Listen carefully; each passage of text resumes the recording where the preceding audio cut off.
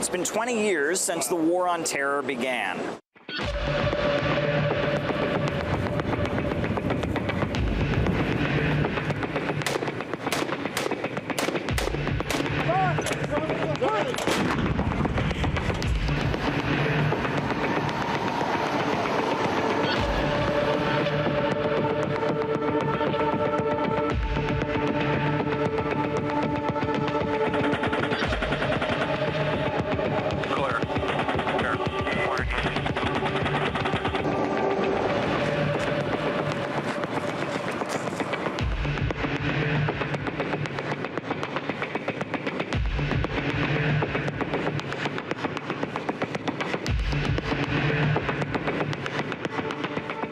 Now, it's hard to measure whether or not terror has been defeated, but human rights, civil liberties, they've certainly taken a hefty blow. Remember the Patriot Act, that law they said was absolutely necessary in order to keep us safe? That lifted restrictions on government spying, allowing for wiretapping and creating harsher penalties for those considered to be potential terrorists. Only one U.S. senator opposed it back then.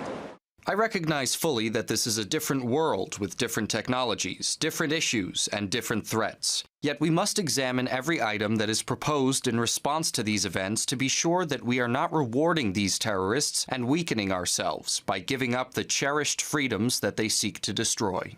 Later came the revelations of Edward Snowden, showing that 9/11 had opened the door to violations of our privacy. Breaking news this evening is the identity of the man who sent the Obama administration into defend and explain mode this week. His name is Edward Snowden. Edward Snowden reportedly has the blueprint documents of how our country's national security agency operates. Documents leaked by NSA contractor Edward Snowden reveal details of a secret intelligence sharing agreement that shows the U.S. government handed over intercepted communications containing phone calls and emails of U.S. citizens. But that didn't lead to the law being overturned. Top officials still insist that it's necessary.